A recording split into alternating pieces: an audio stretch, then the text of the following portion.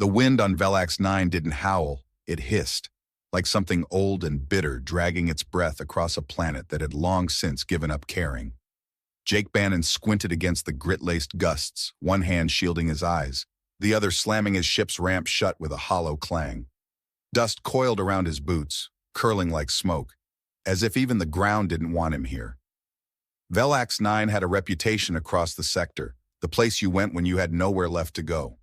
A world of scavengers, ghost traders, broken code, and rusting war tech that still twitched with leftover AI whispers. A planet that once boasted mineral wealth and cutting-edge terraforming projects, until it was bled dry and dumped like a forgotten cassette in a digital world. Jake kicked a stone, muttering to himself, "Drop the parts, get the credits, leave before something explodes." He didn't like this job. He didn't like most jobs, but this one had that smell, the kind that clung to your skin like betrayal. Still, he had bills, a ship that drank fuel like a politician drank promises, and not a soul in the galaxy waiting on him. Not anymore. He adjusted his utility vest and walked past scorched-out barricades and towers sagging under layers of corroded metal in desperation. Scavenged satellites stuck out of the dirt like tombstones. Someone had graffitied a message across a crumbling bunker wall in Galactic Basic. "Here lies hope. We sold her for scrap." Jake barely flinched. This place didn't surprise him anymore. Velax 9 was where empires sent their leftovers, and where people like him ended up when they ran out of other places to go. A flicker of memory tugged at him then, uninvited. A face, a voice, a laugh carried by static across a busted comm unit. "Promise me, Jake. If I don't make it out, don't come back for me. Run, live."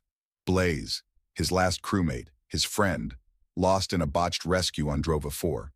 Jake had ignored the plea and returned anyway, only to find a smoking crater and silence on all frequencies. He blinked hard, clearing the memory like clearing a fogged visor. Not today. Today, he had one job: deliver a crate of retrofitted flux stabilizers to Outpost Kreth and pretend he didn't notice the smell of black market implants or the distant screams. The outpost guards didn't ask for ID, just grunted, accepted the cargo, and waved him toward the command tent with all the hospitality of a prison gate. Jake waited for his credits to ping through while trying not to breathe too deeply. Even the air felt used up here. Then the shouting started.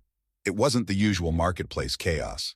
This was sharper, intentional. It came from beyond the rail tracks that sliced through the outpost like a forgotten scar.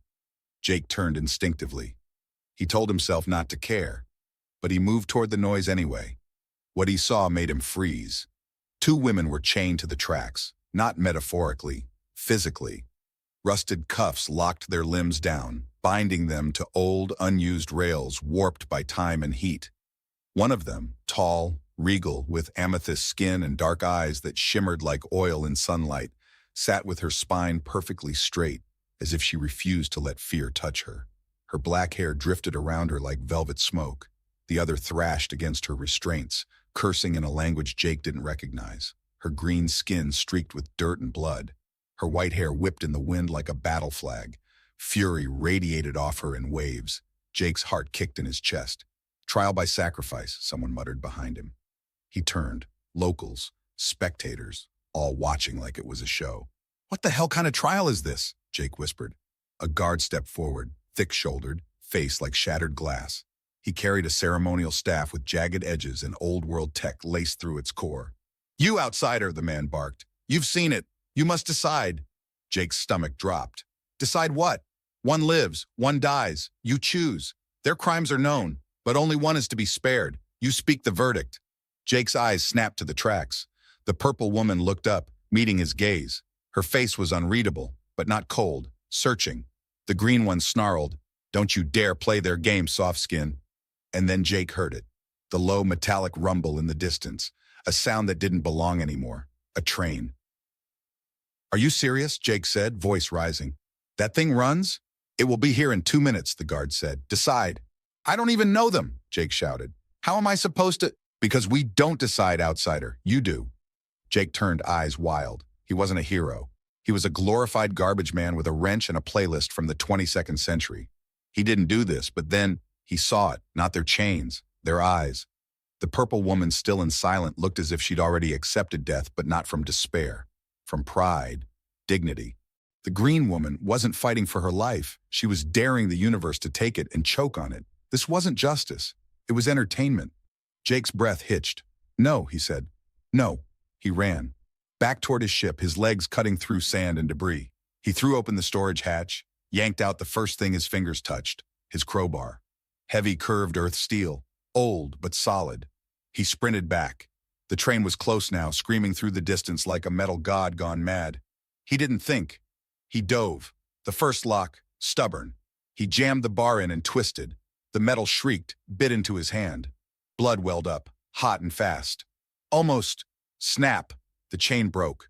The purple woman rolled free with barely a sound. He crawled to the next. The green woman was cursing in 3 languages. "This is insane." "You're welcome," Jake growled. He ripped at the shackle. It held. The train was a thundercloud now, bearing down. Come on, come on. Clank.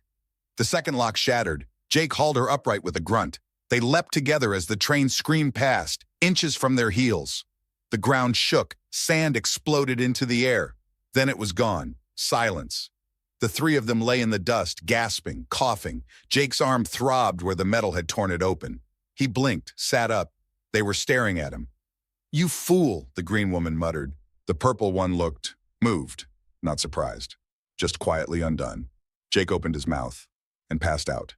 Jake Bannon woke up with the unmistakable taste of blood and iron in his mouth. His body throbbed with the deep ache of hard-won survival, ribs sore, muscles tight, throat dry as powdered bone. The ceiling above him wasn't one he recognized. It wasn't the dull metal of his ship or the exposed wiring of an outpost med bay. No, this was different. Woven fabric stretched across a framework of bent support rods and salvaged parts. A makeshift shelter, temporary, but deliberate. And he wasn't alone. The soft murmur of voices reached his ears before his eyes could fully focus. There was a rhythm to it, a pattern of tone and breath, like 2 distinct melodies counterpointing each other, sharp and low, calm and lilting. Then a face leaned into view, purple skin, deep onyx eyes, and a calm, unnerving composure that made Jake instantly remember where he was and why. Lyra. He sat up too quickly. Pain flared in his side and he hissed through clenched teeth. "You should lie back," Lyra said, her voice quiet and even. "Your injuries are minor, but they will worsen if you insist on acting like a Terran bull." "I'm not great at taking orders," Jake muttered, trying not to wince as he pulled himself up further. A snort from the far corner. "He's alive," Syrah said, unimpressed. "Soft-skin survived. Lucky him." Jake turned his head. The green-skinned woman sat on a crate, arms crossed, a blade strapped across her back that hadn't been there before. Her white hair was pulled into a loose knot, and she watched him with the wary eyes of someone expecting betrayal at any moment. Jake rubbed his face. "Okay, South, I didn't dream that, right? The train, the tracks, you 2 being chained up like bad Hollywood plot twists. You didn't dream it," Lyra said softly. Jake looked between them, eyes narrowing. "And the whole 'you're bonded to both of us now' thing, that wasn't a joke?" Syrah scoffed. "Do we look like we're laughing?" Jake blew out a breath and leaned back against the wall of the shelter. "Great, just great." There was a moment of silence, the kind that crept in when nobody wanted to say the next thing out loud. Jake broke it. "Why were you chained to the tracks?" Lyra and Sarah exchanged a look, brief but weighty. Lyra answered first. "Velax 9 operates outside the jurisdiction of any central authority. Its laws are remnants of what once passed for order. What you witnessed was an ancient method of judgment, twisted now into entertainment for the desperate and the cruel." "And your crimes?" Jake asked. "I refused to surrender my mind," Lyra said simply. "A regional collector wanted me as a cognitive interface. My people are prized for their mental acuity. He offered payment to my handlers. They sold me." Syrah's jaw tightened. "I killed 3 enforcers who tried to chain my sister. They couldn't take me in openly, so they waited until I was separated, then dragged me here, said I could earn absolution if someone chose me." Jake stared at them. "And instead you got me. A half-broke hauler with a crowbar and no sense of self-preservation." "You chose neither," Lyra said quietly. "You chose both. That is not something our cultures account for." Jake scratched the back of his neck. "Story of my life." Outside the shelter, wind whispered through the canyon, low and constant. The planet's broken heart never seemed to stop sighing. Jake sat in silence. piecing things together. He couldn't just fly off. Not yet. Even if he wanted to, which he admitted a very small, self-preserving part of him did, he owed them more than that. Whatever this bond thing was, it clearly meant something to them. And if the locals thought he was dead, maybe he could use that to their advantage. He looked at Lyra. This bonding, what is it exactly? She didn't speak right away. Instead, she stood, walked to a satchel made of stitched fiber, and pulled out a worn data tablet. She handed it to him.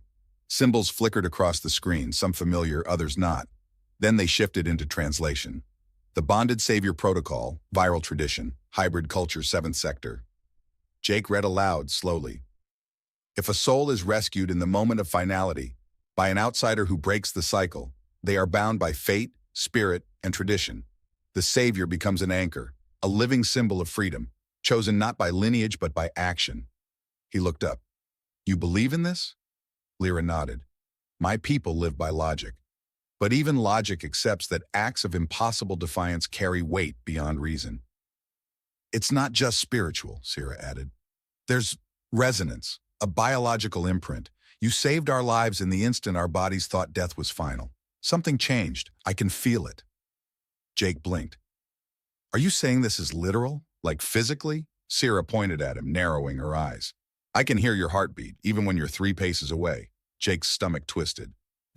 Yeah, okay, that's weird. You think this is easy for us? Sierra shot back. Do you know what it means to be bonded to someone you don't know? Someone who smells like grease and cheap rations? Jake raised his hands. Hey, I shower, when I can. Lyra stepped between them, her voice calm but firm. We are 3 beings bound by an accident of fate, but that does not mean we must remain enemies to one another. Jake sighed, letting his head fall back against the wall. I didn't sign up for this. No, Lyra said, but neither did we. Outside, the wind shifted. A new sound carried with it, distant but distinct. A droning hum, unnatural, mechanical. Jake sat up straighter. That doesn't sound like wind. Sierra was already on her feet, reaching for her blade. Lyra closed the tablet and pocketed it. Jake looked between them. I thought the locals thought I was dead. They did, Lyra said, stepping toward the flap of the shelter. But news travels fast, especially when it disrupts tradition. Are we talking angry mob fast or execution party fast? Jake asked. Sierra flashed him a grin, feral and sharp. Why not both? Jake pulled himself up, rolling his shoulders. His muscles ached, but adrenaline burned hotter. So what now? We run, Lyra said simply. No, Sierra said, tilting her head. We hunt. Jake blinked. You two really are opposites, huh? But deep inside, he felt it too. That pull. That strange, humming thread that hadn't been there before. Maybe he didn't believe in fate. But something had happened out there on the tracks. Something that chained more than just metal. And whatever came next, he wasn't walking away from it. Not anymore. The wind hadn't let up since dawn, cutting through the canyons in low, whining waves. It brought with it the scent of rusted machinery and dry earth, but also something new, burnt ozone and the faint static of moving energy. Jake Bannon stood at the mouth of the makeshift shelter, his crowbar hanging from one hand, eyes scanning the horizon like a man trying to guess which way the universe might punch him next. Lyra stood beside him, silent and still. The amethyst hue of her skin shimmered faintly beneath the dim sun, her expression unreadable as she stared out over the red rock ridges. Her black hair fluttered in the wind like silk cut from shadow. She didn't ask if he was ready, because she already knew he wasn't. Behind them, Sarah paced the length of the shelter, her green skin glowing dully in the filtered sunlight. Her long white hair was now braided in a warrior's coil, and the curved blade strapped across her back felt more like an extension of her spine than a weapon. Every few steps she'd glance toward the direction of the approaching hum, her jaw clenched tight with anticipation. Still nothing? Jake asked, voice low. Lyra shook her head. But it's coming closer. Jake grimaced. Yeah, that's what I was afraid of. He didn't know who or what was on its way. Maybe enforcers, maybe bounty scavengers, maybe worse. But after saving 2 chained women in front of a baying crowd and dragging them out from under a death ritual, he was pretty sure someone had a grudge. Or several. Jake turned back into the shelter, brushing past Sarah, who didn't stop pacing. We need to move. Now. I say we take them, she said, not looking at him. Make a stand. Prove that the bond is real by defending it. Jake stared at her. And get shot, stabbed, or spaced in the process. Sarah finally turned. Her eyes burned with an intensity that made his throat dry. You don't win a bond by running. Lyra stepped between them. We don't win it by dying either. Jake ran a hand down his face. Do you two always argue like this, or is it just a special performance for my benefit? Sarah narrowed her eyes, and Jake caught the flicker of something behind her scowl, something like worry. But she said nothing. Jake sighed. Look, I get it. You're warriors. Proud, powerful, stubborn as hell. But I've survived out here by knowing when to fight and when to vanish. This? He gestured to the slowly approaching whine of machines. This is a vanish moment. Lyra turned to him, her voice soft but firm. Then we vanished together. That was the thing. The way she said it, together. Not just as an obligation, not just because of whatever ritual had tied their fates together, but because in that instant, she meant it. Jake nodded once. Grab what you need, we're moving. They left behind the shelter within minutes, climbing down a crevice into the belly of the canyon where Jake had spotted a hidden path earlier. A narrow, winding cut through the stone that led toward an old crash site marked on his nav map. It wasn't much, just the fractured hull of a centuries-old freighter lodged between two cliffs, but it was shelter. And right now, that counted for everything. They moved quickly and in silence. Lyra led with surprising agility for someone so poised, while Sarah took the rear, her sharp eyes scanning every ledge and ridge above them. Jake stuck to the middle, crowbar in one hand, his blaster in the other, just in case. By the time they reached the wreck, the sun had dipped below the canyon's edge, throwing long shadows across the landscape. The freighter's twisted hull groaned in the wind, its metal skeleton half buried in dust and regret. Inside, it was dark and still. Jake lit a glow orb and hung it from a dangling beam. The yellow light spilled over broken panels, shattered cargo pods, and faded murals that hinted at a more hopeful time, one long since extinguished. Lyra settled quietly near a wall, adjusting her cloak as she sat cross-legged. Her skin seemed to absorb the light, the amethyst tones shifting like calm waves. Sarah stood near the entrance, one hand on her blade hilt, the other resting lightly against the curve of her hip. She didn't speak, just watched. Jake leaned against a broken console, finally letting out the breath he hadn't realized he was holding. Well, he said, this is cozy. If you ignore the bloodstains and the fact we're probably surrounded by desert psychos. Sarah didn't laugh, but her lips twitched just slightly. Jake looked at Lyra. I don't get it. You're from a culture that worships logic. Bonds like this, do they make sense to you? Lyra's eyes found his. They defy sense, and yet they persist. Even among my people, there are truths beyond calculation. Jake nodded slowly, digesting that. And you? He asked Sarah, glancing toward her. What does it mean to you? She didn't answer at first, but then she spoke, her voice low, almost reluctant. Where I come from, bonds are earned through blood, through combat, through fire and endurance. You didn't fight beside me, Jake. You saved me. That's different. Jake let out a soft breath. So none of us really know what we're doing.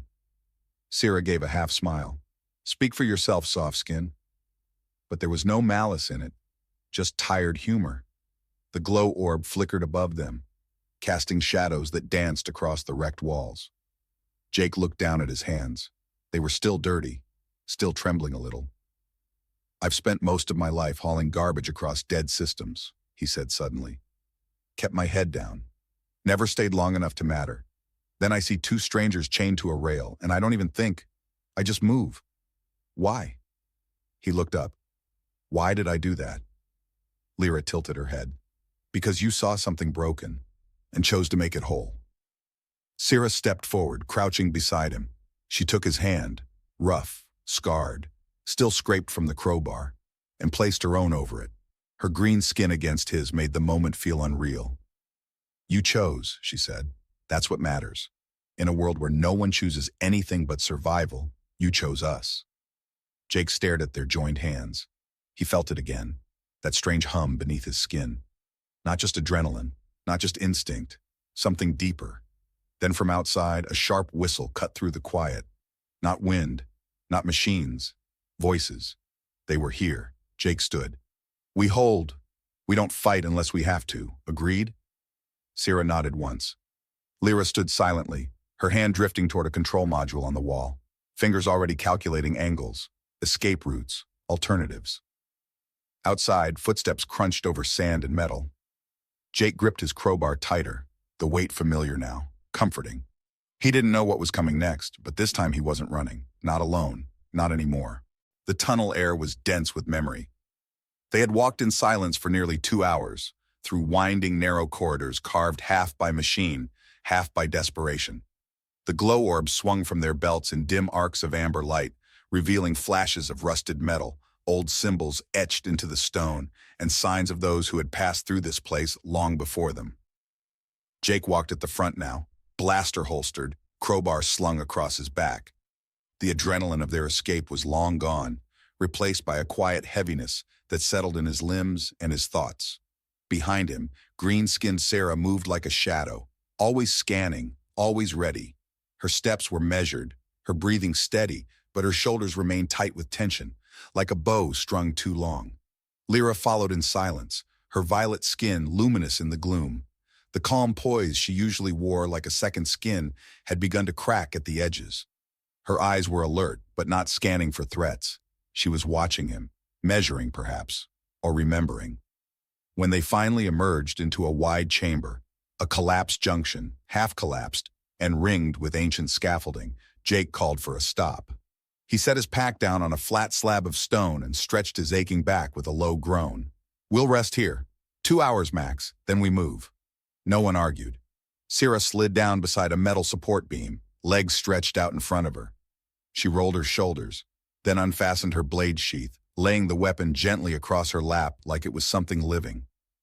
The glow orb at her hip caught her green skin in bands of shifting light, highlighting the silvery scars crisscrossing her upper arms. Jake noticed the way she stared into the dark, jaw tight. He sat a few feet away and broke the silence. "You've been quiet."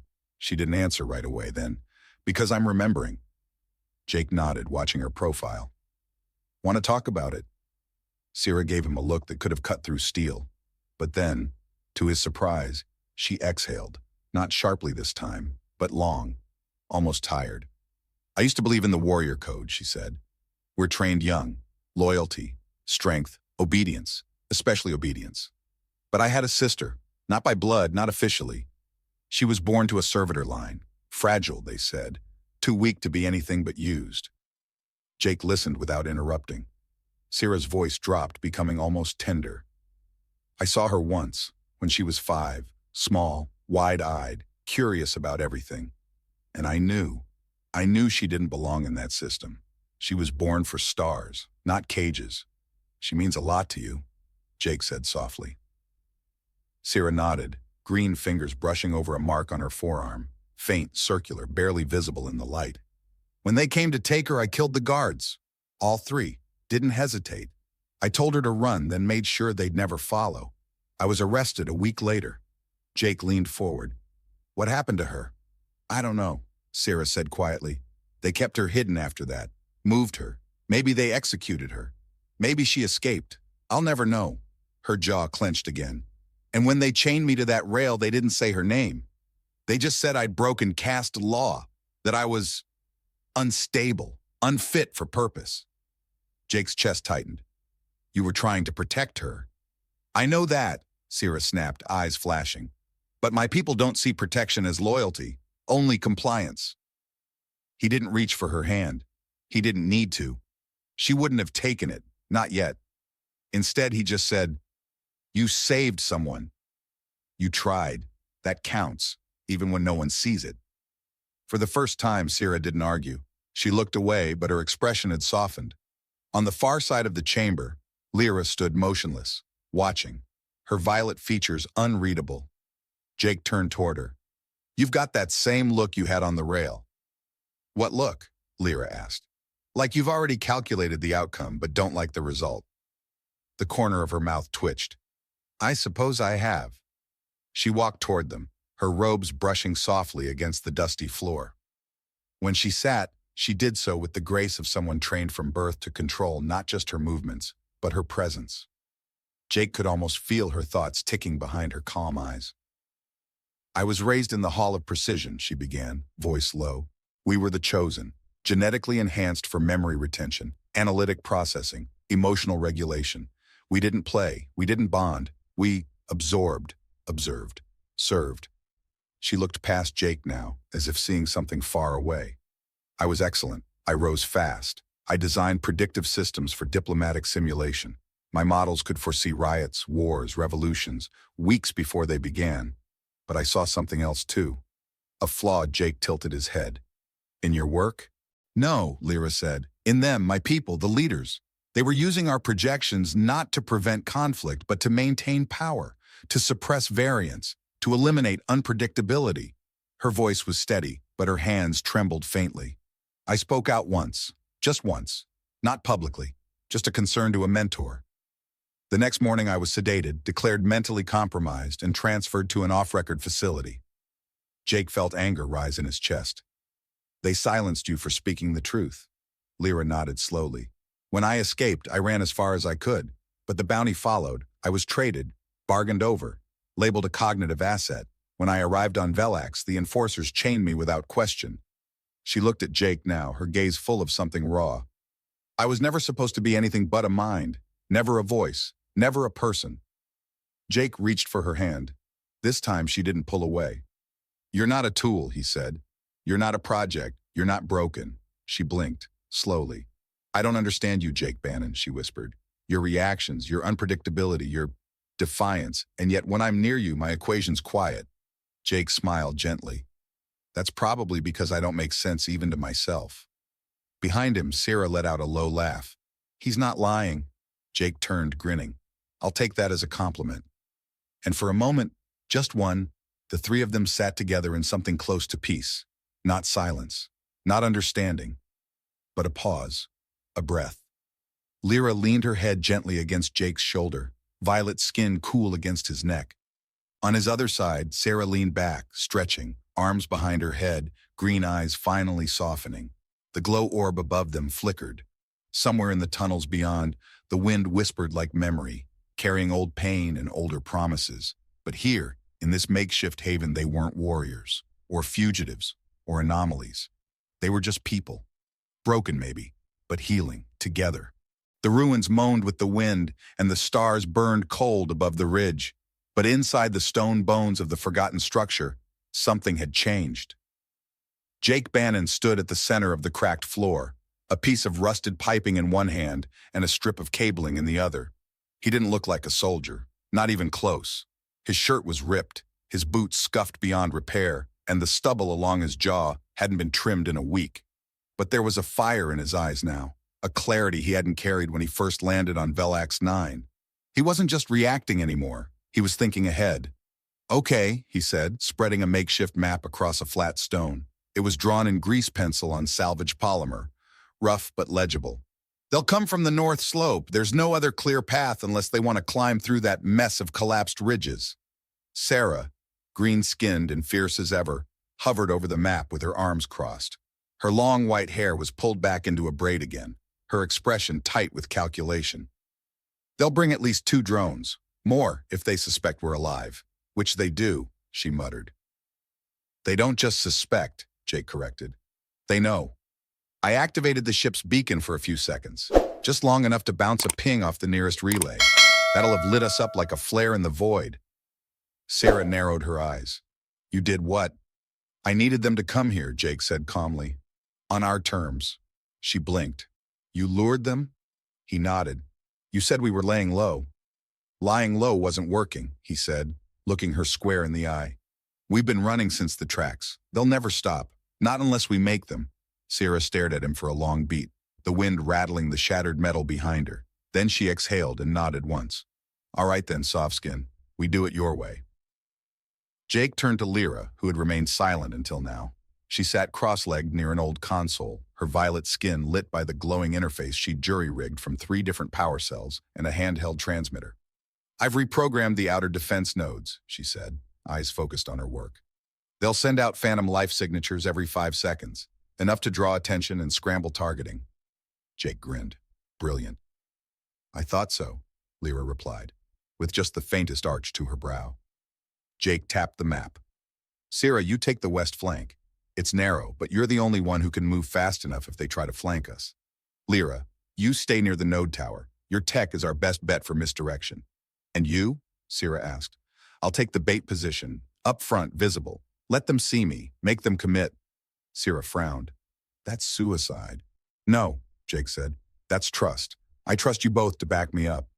He didn't say it to earn admiration. He said it because it was true. And in the silence that followed, something shifted between the three of them. Something quiet and steady, not dramatic, but undeniable. A team had been born. And not just a team, a bond. They moved quickly. Sierra secured the upper ridge with her usual efficiency, laying traps with bare hands, carving warning symbols into rock to mark ambush points. Her green skin shimmered with sweat under the twin moons, and she moved like a predator who knew her land. Lyra worked in ghost light, her violet fingers dancing over cracked panels, coaxing old systems to life with a whisper of code and stolen power. She didn't speak often, but when she did, it was to update Jake with cool precision. Jake spent the hours before dawn wiring trip explosives from scavenged drones and preparing fallback positions. It wasn't elegant work, but it didn't need to be. When the sun finally breached the ridge, they were ready. The first enemy drone came just before noon. It buzzed like an angry insect, scanning with surgical accuracy. But the fake signals worked. It veered toward the side wall where Lyra had lured it with a dummy heat signature. She triggered the pulse. The drone twitched once, and then fell from the sky in a smoking spiral. A beat of silence. Then came the real wave. 3 Judicator enforcers in full scav tech armor. One lord, tall, masked, wrapped in the same red and black insignia Jake had seen scorched into the rail tracks weeks ago. He stepped forward, raising his voice through a built-in amplifier. Outsider, you were warned. Jake stood in plain view, hands open, no weapons drawn. His voice was steady. Yeah, I ignored that. The Lord raised a gauntleted hand. Jake smiled. Then everything exploded. Lyra's signal array unleashed a burst of static that sent every enemy comm system into chaos. Their helmets glitched. Targets vanished. Fire rained from a misfiring turret that she'd hijacked remotely. Sierra dropped from the ridge like a starborn shadow, blades flashing, green skin streaked with dust and fury. Jake ran straight into the center of the fray, dodging stun blasts, swinging his crowbar with brutal efficiency. He wasn't the strongest. He wasn't the fastest. But he was the one they hadn't accounted for, and that was his advantage. He tackled one enforcer into the ruins and disarmed him with a crowbar to the faceplate. Lyra jammed the Lord's systems with a resonance loop, just long enough for Sarah to plant an explosive beneath his boots.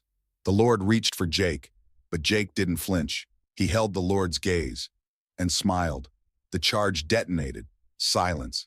Ash and metal rained down, and then it was over. Jake collapsed onto the ground, chest heaving. Lyra crouched beside him, her hands on his pulse. Sarah stood over them both, blade dripping, expression unreadable. You okay? She asked. Jake nodded. Remind me to never argue with either of you again. Lyra didn't laugh, but her eyes were warm. Wise. Together, they sat beneath the broken roof of their battlefield, the wind swirling around them. For the first time, Jake didn't feel like an intruder. He felt like he belonged, and the galaxy, for one brief moment, seemed to hold still. The descent into the Earth was unplanned, but not unwelcome. What began as a cautious exploration of an old mining access tunnel led the trio into a part of Velix 9, no longer marked on maps. Jake, walking ahead, noticed the subtle shift first. The air grew damp. The walls no longer cracked and dry, but coated in soft lichen that shimmered like starlight. The silence changed too. No longer hollow and lifeless, but dense, listening. He paused at the mouth of the chamber they had stumbled into, his breath catching. Whoa! The room was massive, a subterranean vault filled with living things. Great vines spilled from the ceiling, glowing faintly blue. Trees with translucent leaves stretched toward a false sky above. A geodesic dome long forgotten by any surface dweller. In the center, a crystalline spring bubbled in silence, its waters catching the light and casting broken reflections on every wall. Behind him, green-skinned Sarah stepped into the light, the awe in her eyes quickly hidden behind her usual guarded expression. What is this place? Lyra entered last, her violet skin glowing faintly in the bioluminescent light. She touched a vine gently, reverently. This was part of the Terraform Initiative, she said softly. A contained ecological cradle to test compatibility before colonization. These places were sealed, lost when the corporations abandoned the surface. Jake moved slowly, letting his fingers skim along a bark-covered pillar that thrummed faintly under his touch. And it's still alive. Barely, Lyra said, but it remembers. Sarah rolled her shoulders. That's great, but can it hide us? Jake looked around, scanning the perimeter. There's only one entrance, no direct line of sight from above. If we need a few hours, this is as good as it gets. They set up a quiet camp near the spring, using fallen tree branches and their emergency blankets. Jake started a low-heat cooking unit while Sarah walked the perimeter, blade in hand. Lyra scanned the chamber with her tech, then finally sat near the water's edge, watching the reflections ripple. Jake sat beside her. You okay? He asked.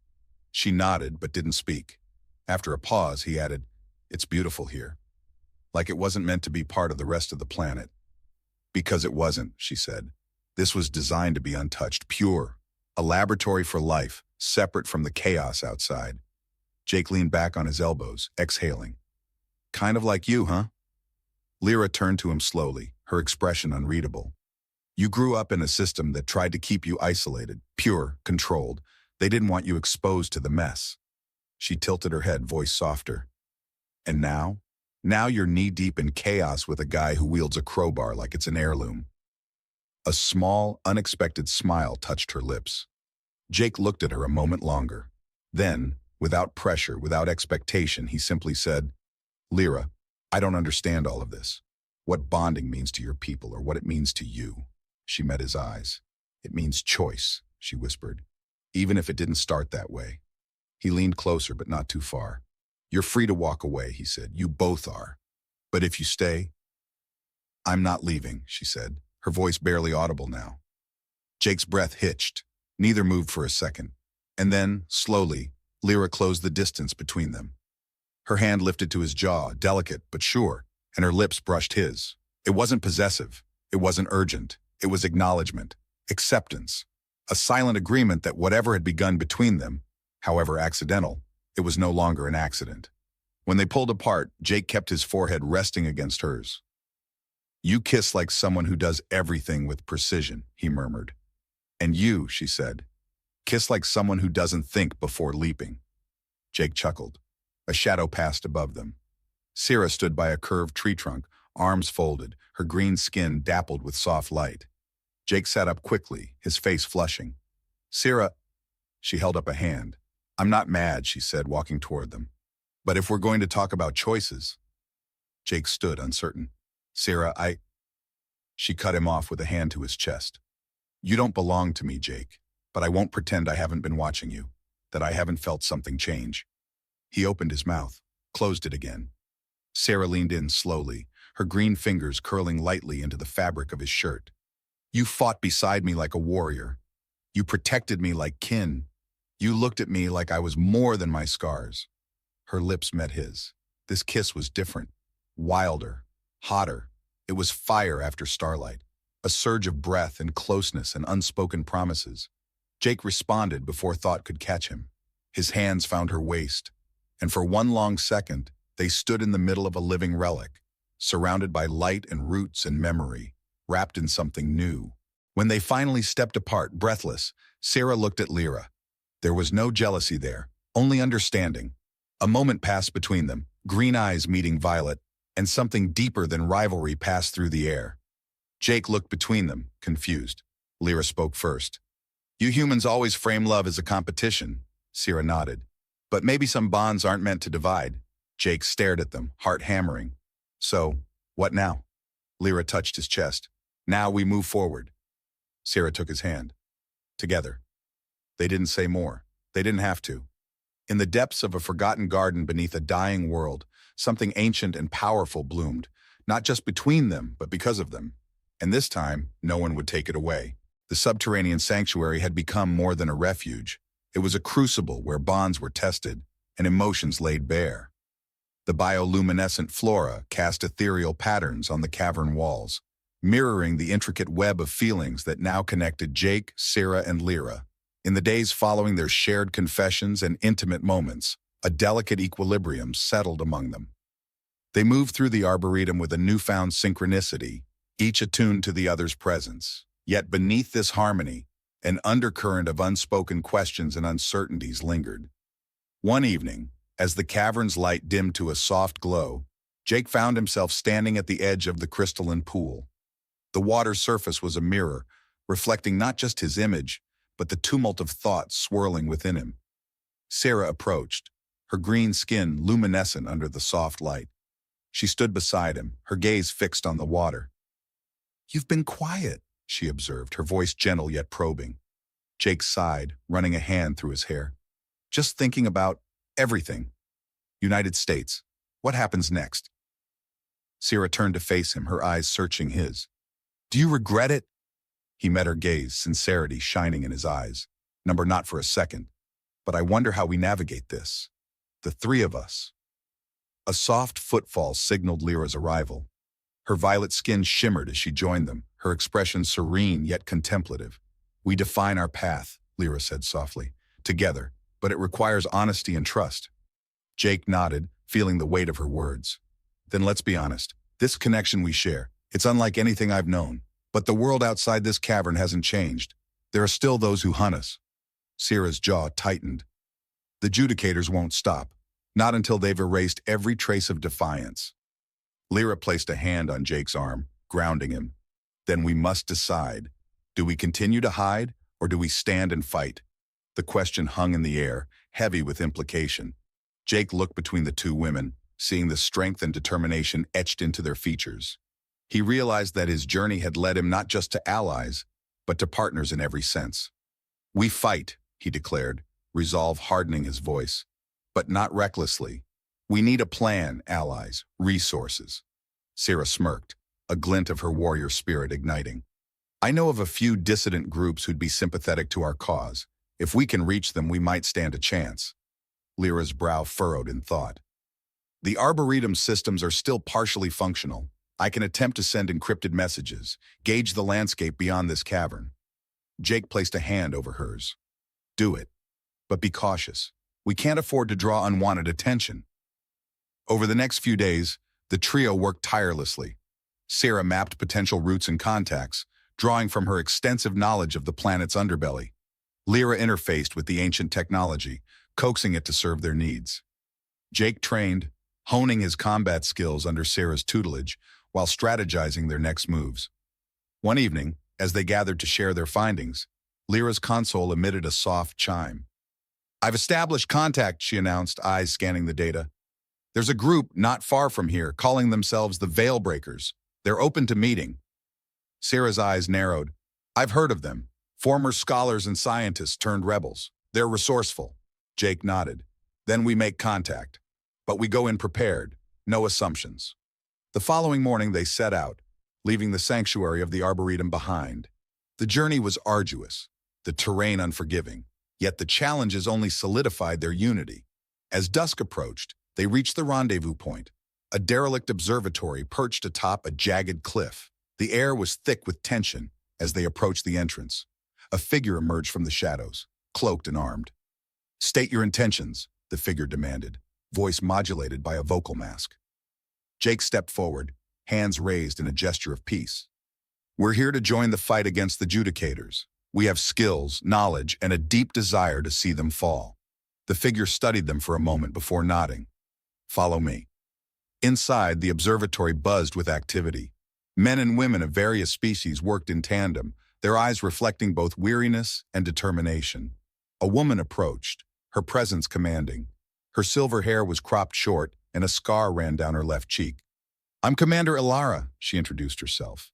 "Leader of the Veil Breakers." Jake extended a hand. "Jake Bannon. This is Sarah and Lyra."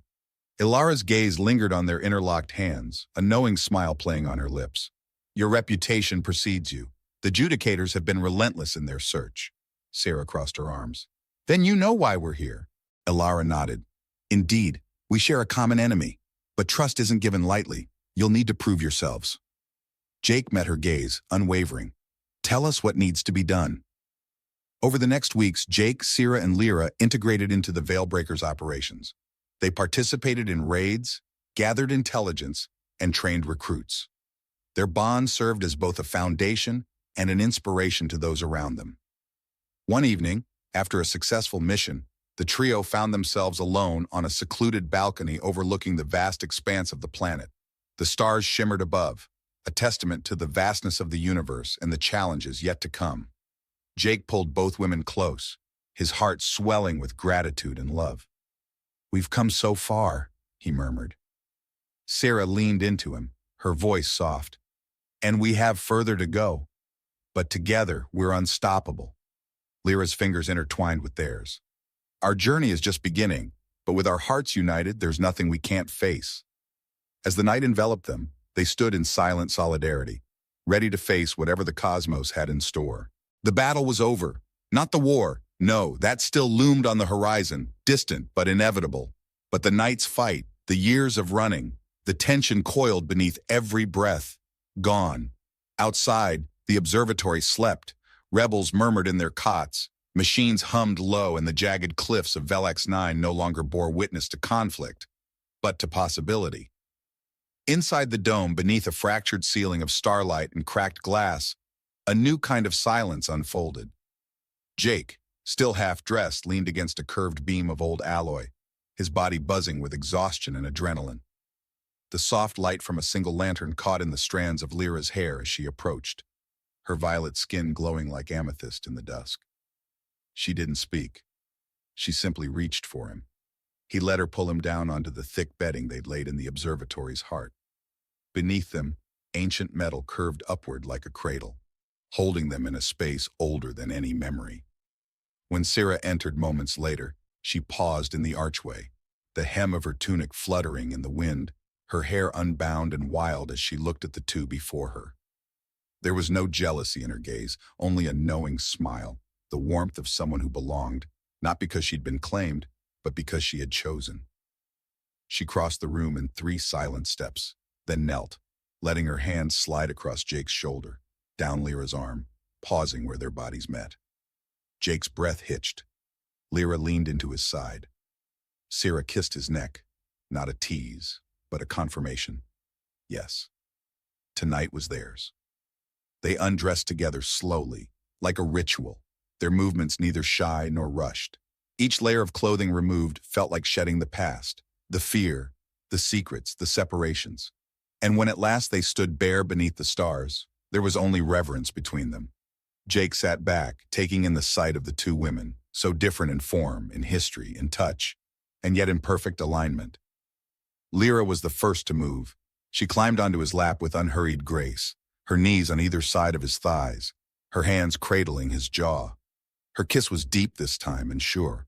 Her hips rolled forward just enough to make him groan, her rhythm exploratory but deliberate. He had never been touched like this, worshipped, not possessed. She moved with intention, sliding against him, their bodies learning each other again in the low light, her breath hot in his ear as she whispered, "You feel like gravity." Sarah came behind him, her body flushed to his back, her arms wrapping around his chest.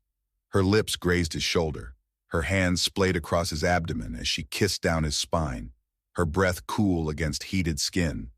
Jake's hands moved from Lyra's waist to her hips, guiding her as she sank down on him slowly, so slowly he nearly broke. Her moan was soft but rising, and as her body accepted him, her entire form shuddered. "Jake," she whispered, eyes fluttering closed. Behind him, Sarah reached up, threading her fingers through his hair, grounding him as Lyra began to move. Each thrust a deliberate, sensual rhythm that made the breath leave his lungs in uneven gasps. And then, Sarah lowered herself behind him, sliding her hand between his legs to where their bodies met, fingers teasing, stroking, applying pressure that made Lyra cry out and Jake arch into her. She was everywhere. Lyra above, rolling her hips with growing fervor, her mouth open in quiet cries of pleasure. Sarah behind, her lips and fingers painting Jake in sensation, her voice murmuring encouragement and low sounds of approval that made his spine burn with need. "Don't stop!" Lyra gasped, leaning forward to kiss him again, deeper, wetter, as if claiming more than just his mouth. Sarah's voice purred against his ear. "Look at her. She's glowing for you, for us." Jake's hands clenched against Lyra's back, his mouth falling open. his body caught between too much and never enough. And when Sarah pressed closer, her own moan muffled against his skin as she slid her fingers inside herself while watching them. Jake nearly lost control. But he didn't, because this was not just lust, it was unity. Lyra rode him harder now, her rhythm desperate, purposeful. Her nails scratched his shoulders, her thighs trembling with the effort. She gasped. Let go, Sarah urged her, voice low, sultry, almost commanding. And she did. Lyra's climax rippled through her in waves, her body tensing, her cry loud and beautiful as she collapsed into Jake's arms. He held her close, trembling, still buried inside her when Sarah pulled him gently down onto the bedding. Now it was her turn. She rolled him onto his back, her movements graceful and confident. She straddled him in one fluid motion, slick with need and already pulsing for him. She took him in fully with one deep, perfect stroke that made them both groan. Jake's eyes locked on hers. Sarah, you're mine, she breathed. Ours. She rode him with power, slow at first, then faster, her thighs clenching, her back arching. Her hands found his chest, her rhythm driving him mad as Lyra curled up beside them, kissing Jake's neck, her hand trailing down Sarah's back. Sarah didn't shy away. Her moans were deeper, darker, born from a place that had never known softness until now. Her climax came like thunder, legs shaking, mouth open, body crashing forward into Jake as her pleasure spilled over her in waves. And still, they weren't done. The three of them tangled again, limbs entwined, mouths seeking one another, fingers exploring forgotten paths of pleasure. They moved in and out of each other's arms through the night. Whispers, laughter, heat, release. Each moment was a story, each touch a promise, each breath a vow. By the time the first light of dawn crept over the glass dome, their bodies were spent, their skin warm with shared heat and their hearts full. Lyra slept draped across Jake's chest. Sarah curled along his side, her hand over his heart. Jake stared at the ceiling, at the stars still fading in the rising light, and let himself feel it, not the pleasure, but the belonging. For the first time in his life, he wasn't lost. He was loved, and in the quiet aftermath, that was the most powerful thing of all.